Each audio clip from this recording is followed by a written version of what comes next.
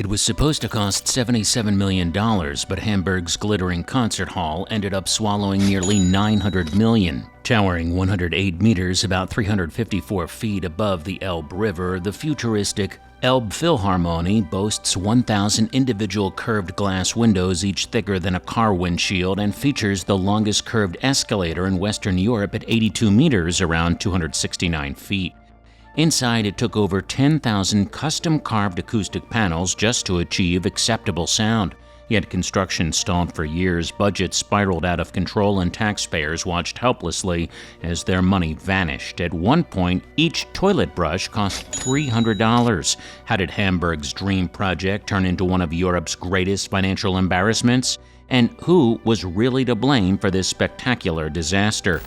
In 2003, Hamburg was buzzing with excitement. The city wanted something big, something spectacular, something that would transform its rusty old harbor into a shining jewel. The ambition? Build a dazzling concert hall that could rival the Sydney Opera House. This wasn't going to be just another building. It would become a global landmark. At the time, Hamburg's Hafen City, a waterfront area filled with old warehouses and forgotten dockyards, was going through massive urban redevelopment. The city wanted an iconic centerpiece that would instantly elevate its international image. Enter Alexander Gerard, a visionary real estate developer who saw potential in the aging Taxpayers A warehouse by the Elbe River. Partnering with Swiss architects Herzog and de Meuron, he envisioned a futuristic glass structure rising atop the historic brick base, transforming it into a landmark concert hall. Their vision was dramatic, a building that would look like a gigantic crystal wave rising 108 meters, around 354 feet into the sky, making it Hamburg's tallest inhabited building.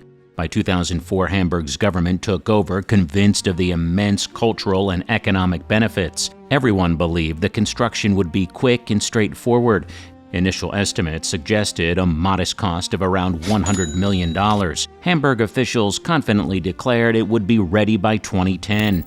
On April 2, 2007, excitement reached its peak. The groundbreaking ceremony was held at the old Kaisbacher A warehouse, attended by Hamburg's then-mayor Ole von Beust and other key city officials. The first foundation stone was proudly laid, and smiles filled every face. No one imagined the storm that was brewing.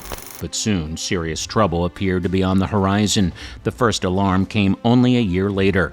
In late 2008, city officials nervously admitted the budget had increased from $77 million to over $450 million. Fingers immediately pointed at poor initial planning. Herzog and de Meuron's ambitious designs, as mesmerizing as they were, proved extremely challenging.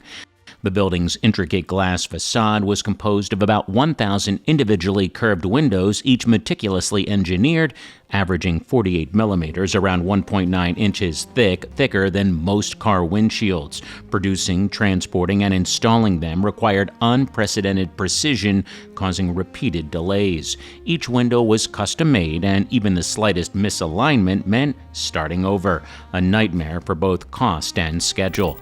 But the real disaster unfolded when it came to the acoustics of the main concert hall. Designed in a vineyard-style arrangement similar to the legendary Berlin Philharmonie, this grand hall had 2,100 seats arranged on steep terraces surrounding the performers on all sides. This design would create intimacy and perfect sound, but it also meant that the acoustics had to be flawless. Hamburg brought in Yasuhisa Toyota, the world-renowned acoustician who crafted the Walt Disney Concert Hall's acoustics in Los Angeles.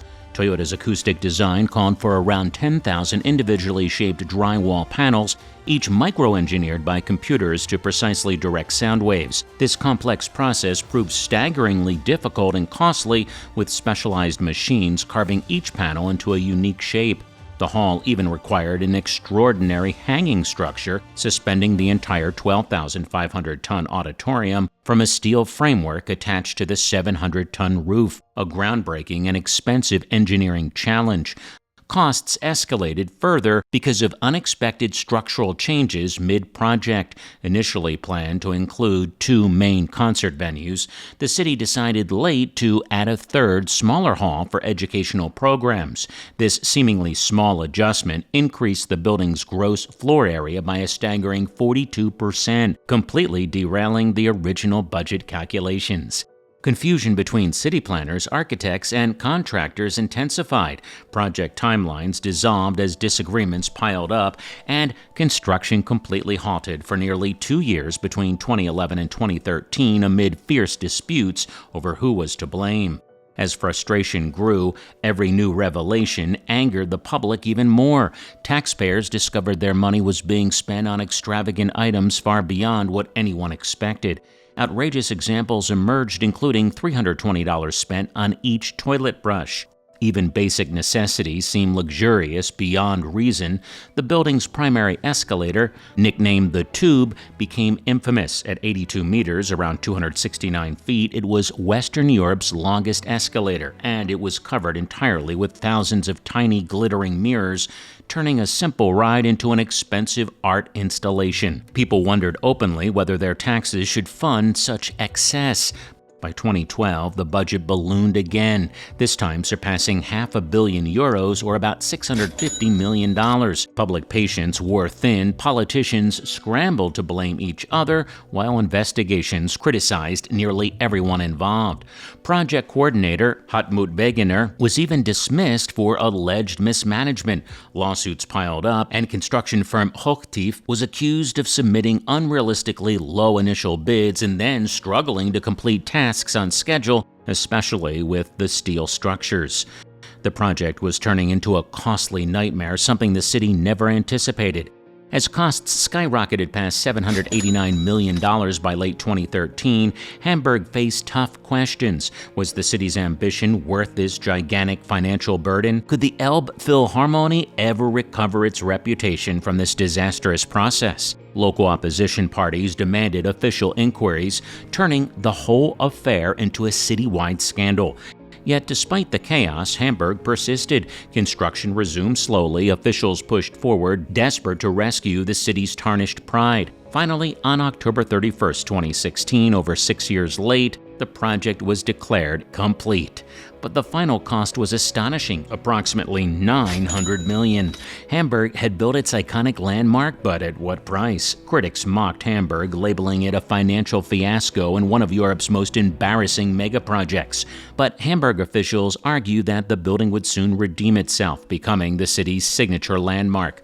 When the doors opened to the public for the first concert in January 2017, the world finally saw what all the fuss was about. From outside, it truly looked incredible, like a crystal palace floating on a brick fortress.